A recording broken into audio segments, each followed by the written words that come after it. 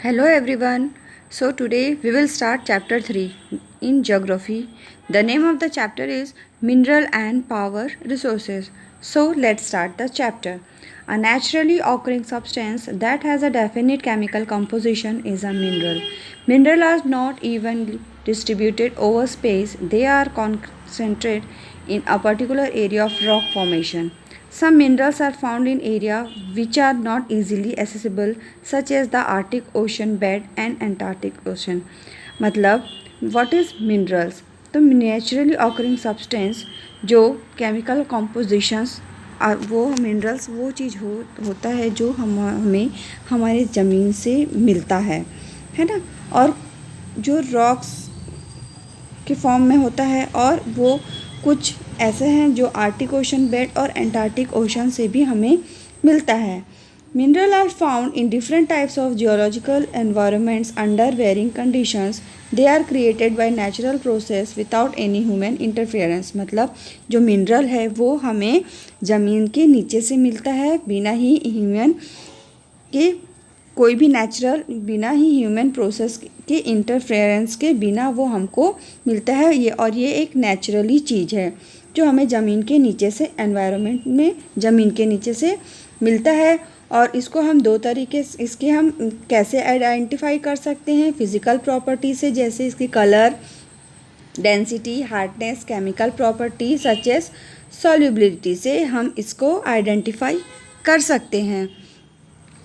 Then types of minerals. Minerals के कितने types हैं? दो टाइप्स हैं। पहला है मेटलिक और दूसरा है नॉन मेटलिक। मेटलिक में है फर्स्ट फेरस और दूसरा non ferrous. Metallic minerals contain metal इन रॉ फॉर्म। मेटलिक मिनरल्स मतलब जिसमें हमको उसका रॉ फॉर्म में मेटल मिलता है, जैसे कि हार्ड सब्सटेंसेस रहता है that conduct heat and electricity and having a characteristics lustre और शाइन। आयरन और बॉक्साइट, मैग्नीज और आर सम एग्जाम्पल। क्या क्या है वो हम उसको हीट और इलेक्ट्रिसिटी से उसको लस्ट्री और शाइनी बना सकते हैं। कौन कौन से चीज़ होते हैं मेटलिक में? आयरन और बॉक्साइट, मैग्नीज और बहुत सारी चीज़ें हैं। मेटलिक मिनरल्स में भी फेरस और नॉन फेरस। फेरस क्या होता है? जैसे कि आयरन और मैग्नीज, क्रोमाइट्स जिसमें आयरन होता है, और नॉन फेरस मिनरल्स होता है जिसमें आयरन नहीं होता है। और जैसे कि वो कौन कौन सा चीज़ होता है मेटल? गोल्ड, सिल्वर, कॉपर और लीड, जिसमें आयरन की मात्रा बिल्कुल नहीं होती है, वो नॉन फेरस होता है। और जिसमें आयरन होता है जैसे कि मैग्नीज, क्रोमाइट्स, आयरन और इस सब में आयरन होता है तो वो होता है फेरस। अब नॉन मेटलिक मिनरल्स क्या होता है? नॉन मेटलिक मिनरल्स जिसमें कि मेटल्स नहीं होते हैं, जैसे कि लाइमस्टोन है, माइका, जिप्सम, ये सारे इनके एग्जाम्पल्स हैं। The mineral fuels like coal and petroleum are also non metallic minerals. मतलब नॉन मेटलिक मिनरल्स मतलब ये होता है कि जो मिनरल्स में मेटल बिल्कुल भी नहीं होता है। कोल में नहीं होता है, मेटल है कोल नहीं, पेट्रोल है मेटल नहीं, तो ये सारे सब क्या हैं? नॉन मेटलिक मिनरल्स हैं। और मिनरल्स कैसे निकालते हैं हम? ज़मीन से ड्रिल करके, खोद के, माइन करके, है ना। माइनिंग से निकाल सकते हैं, ड्रिलिंग से निकाल सकते हैं और क्वायरिंग से निकाल सकते हैं।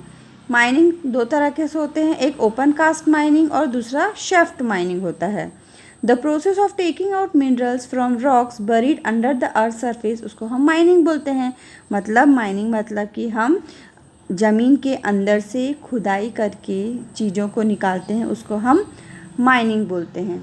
Minerals that lie at shallow depth are taken out by removing the surface layer, this is known as open cast mining. मतलब जो कि ज़्यादा मिनरल जो होता है वो ज़्यादा डेप्थ में नहीं होता है और उसको थोड़ी सी ज़मीन को हटा के हम वो लेयर मिनरल्स का निकाल सकते हैं, उसको हम बोलते हैं open cast mining.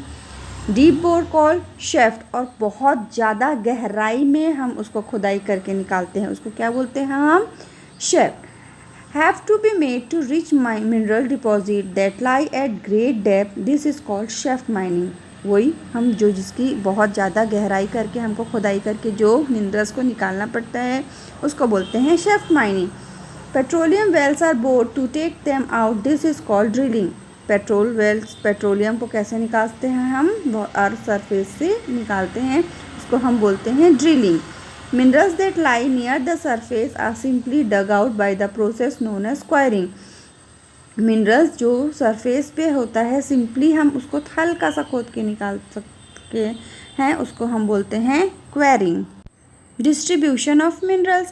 Minerals occur in different types of rocks. Some are found in igneous rocks, some in metamorphic and while other in sedimentary. Minerals के अलग अलग टाइप से होते हैं, वो रॉक्स की फॉर्म में हमको मिलता है वो मिनरल्स। तो कुछ होते हैं इग्नियस रॉक्स, कुछ मेटामॉर्फिक रॉक्स होते हैं और कुछ सेडिमेंट्री रॉक्स होते हैं। और जनरली जो मेट्रिक मिनरल्स होते हैं वो ही इग्नियस और मेटामॉर्फिक के फॉर्म में होते हैं, जो कि हमें लार्ज प्लेट्यू से मिलते हैं। आयरन और कहाँ मिलता है हमें, नॉर्थ स्वीडन में। कॉपर और निकल सबसे ज़्यादा मिलता है हमें ओंटारियो से। कनाडा में सबसे ज़्यादा आयरन, निकल, क्रोमाइट और प्लैटिनम। साउथ अफ्रीका में। ये कुछ एग्जांपल्स हैं कि कहाँ कहाँ पे किस किस जगह पे हमें कौन कौन से मिनरल्स मिलते हैं। Sedimentary rock formation of plain and young fold mount contain non metallic minerals, जैसे कि सेडिमेंट्री रॉक फॉर्मेशन, वहाँ से हमको क्या क्या उस रॉक से हमें क्या क्या उस मिलता है हमें नॉन मेटलिक मिनरल्स के। नॉन मेटलिक मिनरल्स क्या क्या है, जिसमें कि मेटल नहीं होता, और वो क्या क्या है, लाइमस्टोन मिलता है। और जो कि कास्केस में सबसे ज़्यादा, फ्रांस में एक कास्केस नाम का जगह है, वहाँ पे हमको सबसे ज़्यादा लाइमस्टोन मिलता है। और जॉर्जिया में हमको मैग्नीशियम के, वहाँ पे लार्ज अमाउंट ऑफ मैग्नीज है, इसलिए उस एरिया से हमें मैग्नीशियम मिलता है। अल्जीरिया में अल्जीरिया को हम फॉस्फेट बेड बोलते हैं, क्योंकि वहाँ पे अल्जीरिया में फॉस्फेट बहुत ही ज़्यादा मात्रा में मिलता है। Mineral fuel such as coal and petroleum are also found in sedimentary state, मतलब कोल और पेट्रोलियम भी हमको ज़्यादातर सेडिमेंट्री स्टेट एरिया पे मिल जाता है easily. Now next point is use of minerals. Minerals are used in many industries. Minerals which are used for gems are usually hard. मतलब minerals सबसे ज़्यादा क्या यूज़ है मिनरल्स का, तो मिनरल्स तो इंडस्ट्रीज़ में उसकी बहुत ज़्यादा यूज़ है। और कहाँ यूज़ सबसे ज़्यादा है, जो जेम्स, मतलब जो जेम्स यूजुअली हार्ड होता है। These are then set in various style for jewellery. Copper is another metal use in everything from coin to pipes, है ना। तो क्या होता है, जो हार्ड होता है वो यूजुअली ज्वेलरी के लिए क्या यूज़ होता है। कॉपर भी एक मेटल है जिससे कॉइन बनता है, और पाइप्स में भी कॉपर यूज़ होते हैं। सिलिकॉन यूज़ होते हैं कंप्यूटर इंडस्ट्रीज़ में। एल्यूमिनियम आयरन, जो बॉक्साइट से एल्यूमिनियम निकलता है, जो कि ऑटोमोबाइल्स और एयरप्लेन्स में यूज़ होता है ना।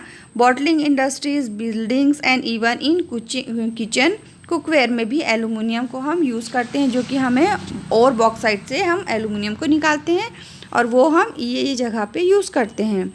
Now the next one is conservation of minerals. Minerals are a non renewable resources. It take thousand of years for the formation and concentration of minerals. The rate of formation is much smaller than the rate at which the human consume these minerals. It is necessary to reduce wastage in the process of mining. Recycling of metal is another way in which the mineral resources can be conserved. Mineral resources को हम कैसे बचा के रख सकते हैं, तो minerals जो है वो तो नॉन रिन्यूएबल रिसोर्सेस है, और उसको बहुत बनने में क्या हो जाता है, बहुत हज़ारों साल लग जाता है ना। तो इसलिए उस रेट ऑफ जो है वो बहुत ज़्यादा नहीं है, और ह्यूमन कंज्यूम इस मिनरल्स को ज़्यादा करता है, और इसको हमको वेस्ट नहीं करना चाहिए, क्योंकि इसको हम माइनिंग के प्रोसेस से बाहर निकालते हैं। तो इसलिए हमको इसको रिसाइकलिंग करना है, और इस करके हमको इसकी सुरक्षा करना है और इसको बचा के। Power resources, power or energy play a vital role in our life. We also need power for industry, agriculture, transport, communication and defense. Power resources may be broadly categorized as conventional and non-conventional resources. Power resources तो हमारे life में बहुत ही important role play करता है। हम power के बिना हम अपनी लाइफ तो जी ही नहीं पाएंगे, क्योंकि उससे पावर से इंडस्ट्रीज चलता है, एग्रीकल्चर, ट्रांसपोर्ट, कम्युनिकेशन, डिफेंस, ये सारे चीज़ किससे पॉसिबल है, पावर रिसोर्सेज से। तो पावर रिसोर्सेज को दो तरह से कैटेगराइज्ड किया गया, एक कन्वेंशनल और दूसरा सेकंड है नॉन कन्वेंशनल। अब कन्वेंशनल सोर्सेज क्या है, तो कन्वेंशनल सोर्सेज वो एनर्जी है जो कि कॉमन हम यूज़ करते हैं और लॉन्ग टाइम के लिए, जैसे कि हम फायरवुड और फॉसिल फ्यूल, इसके दो एग्जाम्पल्स है कन्वेंशनल एनर्जी रिसोर्सेज के। Firewood is used for cooking and heating. In our country, more than 50% of the energy used by villagers come from firewood. वो आग जला के क्या करते हैं, खाना बनाते हैं। Next one is natural resources. Natural resources क्या होता है, जैसे कि found with petroleum deposit and released with when crude oil is brought to the surface. हम ज़मीन से क्या निकालते हैं, क्रूड ऑयल को निकालते हैं, और इट कैन बी यूज्ड, इसको हम डोमेस्टिक और इंडस्ट्रियल फ्यूल्स में यूज़ कर सकते हैं। Russia, Norway, UK and Netherland are the major producer of natural gas. इन स्टेट्स में बहुत ज़्यादा नेचुरल गैस है। और इन इंडिया में कहाँ कहाँ है, जैसलमेर, कृष्णा गोदावरी डेल्टा, त्रिपुरा और सम एरिया ऑफ शोर इन मुंबई, वहाँ पे नेचुरल गैस रिसोर्सेस है। Very few countries in the world have sufficient natural gas reserve of their own. The sharp increase in our consumption of fossil fuel lead to their depletion of an alarming rate. The toxic pollutants released from burning this fuel are also a cause for concern, and checked burning of fossil fuel is like an unchecked dripping tap, which will eventually run dry. This has led to the tapping of various non-conventional sources of energy that are cleaner alternative to the fossil fuel. मतलब fossil बहुत सारे लोग जो हैं वो कंज़म करते हैं, burn करते हैं, और इससे जो बर्निंग से जो फॉसिल फ्यूल निकलता है वो बहुत ही ज़्यादा खतरनाक भी, हार्मफुल भी होता है। हाइडल पावर, रेन वाटर और river water stored in dam is made to fall from height. जो रेन का वाटर है और रिवर का जो वाटर है उसको कहाँ पे स्टोर करते हैं, डैम के थ्रू, और फिर वो फॉल जो बहुत ऊपर से नीचे पानी जो गिरता है, और उस पानी के से जो हम देखे होंगे तुम लोग, डैम कहीं पे बनता है तो हाइडल पावर जनरेट होता है ना, पानी के फोर्स से। पानी से क्या बनता है, बिजली बनता है कि नहीं, जिसमें बहुत सारे ब्लेड्स लगे होते हैं, वो जनरेटर के थ्रू घूमता चलता है, पानी का जो होता है गिरता है, और वो उस ब्लेड से क्या होता है, हाइड्रो बिजली जो है बना के उसको बिजली बनाया जाता है, और उसको फिर इलेक्ट्रिसिटी इधर उधर जगहों पे पास करते हैं। Now the next topic is non-conventional source of energy. The increasing use of fossil fuel is leading to its shortage. It is essential that if the present rate of consumption continues, the reserve of this fuel will get exhausted. Moreover, their use also causes environmental pollution. Therefore, there is no need for using non-conventional sources such as solar energy, wind energy, tidal energy, which are renewable. मतलब यहाँ पे बोल रहा है कि जो है fossil fuel को जो इतना ज़्यादा से ज़्यादा यूज़ कर रहे हैं तो उसका शॉर्टेज तो होगा, क्योंकि लोग उसको ज़्यादा से ज़्यादा कंज्यूम कर रहे हैं, और इससे वो क्या होगा, वो ख़त्म हो जाएगा।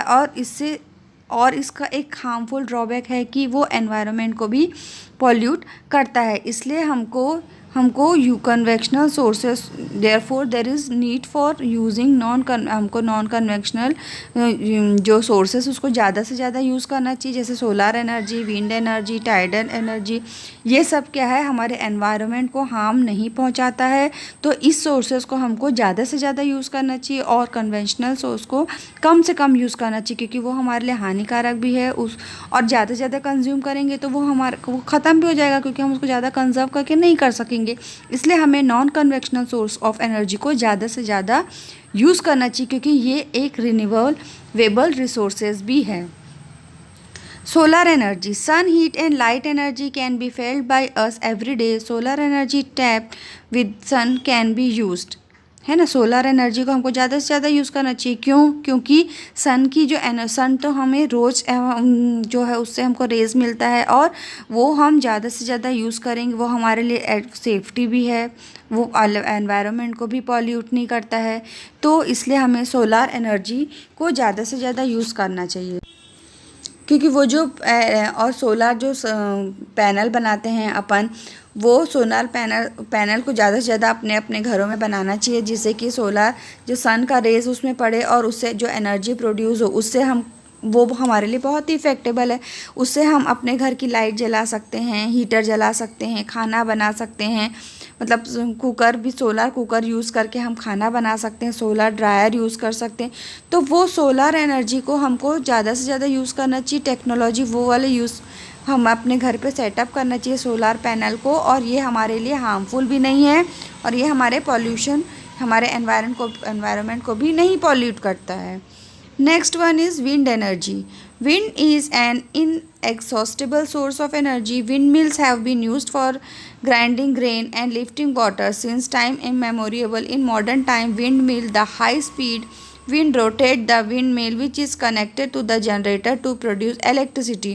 Wind farm having cluster of such windmills are located in coastal region and in mountain passes where strong and steady winds blow. Wind farms are found in Netherlands, Germany, Denmark, UK, USA and Spain are noted for their wind energy production. ये जो states के names मैंने बोला, ये states ज़्यादा से ज़्यादा wind energy जो है वो इनका प्रोडक्शन करता है और यूज़ करता है। हमको क्या करना चाहिए, आप लोग ने देखा होगा कि विंड मिल हमेशा माउंटेन एरिया पे रहता है, और उसमें जो फ़ैन लगे रहते हैं वो एयर के प्रेशर से जितना ज़्यादा तेज़ी से घूमेगा, उतना ही ज़्यादा हमको विंड जो है वो घूमेगा, और उससे जो है हमको एनर्जी उसका मिलता है, और उससे हम फिर उससे क्या होता है, विंड एनर्जी से भी इलेक्ट्रिसिटी जनरेट होता है। उसमें एक जनरेटर लगा होता है, उसके थ्रू जो है विंड एनर्जी जो है वो इलेक्ट्रिसिटी प्रोड्यूस करता है, और इसको हमको यूज़ करना चाहिए ज़्यादा से ज़्यादा। न्यूक्लियर पावर क्या है, nuclear power is obtained from energy stored in the nuclei of atom of naturally occurring radioactive elements like uranium and thorium। ये भी जो हमको ज़मीन से मिलता है उसी से नेचुरली जो ऑकर होता है, जैसे कि यूरेनियम और थोरियम, ये एक एलिमेंट है, इससे हम ऑब्टेन एनर्जी, और फिर वो एनर्जी जो है वो पावर के इसमें कन्वर्ट हो जाता है। This fuel undergo nuclear fusion in nuclear reactor and emit power, और इससे भी हमको ये भी पावर इलेक्ट्रिसिटी को जनरेट करता है, और इसको पावर स्टेशन इसके लिए बनाया जाता है जहाँ पे प्रॉपर इसका फॉर्म होता है। देखो यहाँ पे डायग्राम के थ्रू बताया गया है कि कैसे इसका जो है स्टेशन जो है सेटअप होता है, कैसे किस चीज़ से इलेक्ट्रिसिटी कैसे बनता है। तो यहाँ पे देखो न्यूक्लियर रिएक्टर लगा है, हॉट वाटर नीचे, और इधर हीट फ्यूजन है। हॉट वाटर इधर से न्यूक्लियर रिएक्टर की टैंक से निकल के इधर से हॉट वाटर कहाँ आया, आपका एक टैंक में आया, और फिर इससे स्टीम, और वो टरबाइन उसको स्टीम को घुमाता है, और फिर वो सीधा जाता है जनरेटर, और जनरेटर से फिर इलेक्ट्रिसिटी प्रोड्यूस होता है। तो इस डायग्राम के थ्रू कैसे न्यूक्लियर एनर्जी प्रोड्यूस होता है वो बताया गया है। जो नेक्स्ट है वो geothermal energy. Heat energy obtain from the earth is called geothermal energy. ये कहाँ होता है, हीट एनर्जी जो है वो ज़मीन के नीचे से जो एनर्जी हमको मिलता है वो उसको हम बोलते हैं geothermal energy. The temperature in the interior of the earth rises steadily as we go deeper. Sometimes this heat energy may surface itself in the form of hot spring. This heat energy can be used to generate power. Geothermal energy in the form of hot springs has been used for cooking, heating, bathing for several. मतलब सीधा example देखो यहाँ पे कई तुम लोग मतलब कई एरिया पे हमने ये देखा है कि ज़मीन से खौलता पानी जो है वो निकलता है। तो वो उसको हम क्या बोलते हैं, वो क्या प्रोड्यूस करता है वो भी एक तरह का एनर्जी प्रोड्यूस करता है, और वो एनर्जी भी पावर को जनरेट करता है, और वो हीट जो है वो जनरेट करता है, और उस क्या क्या हमारे यूज़ में आता है। वो कभी आप लोगों ने देखा होगा कि खौलता पानी का भी कुआँ है कहीं कहीं पे, तो वो ज़मीन का जो सरफेस है, देखो यहाँ पे जियोथर्मल एनर्जी सी फिगर 3.21।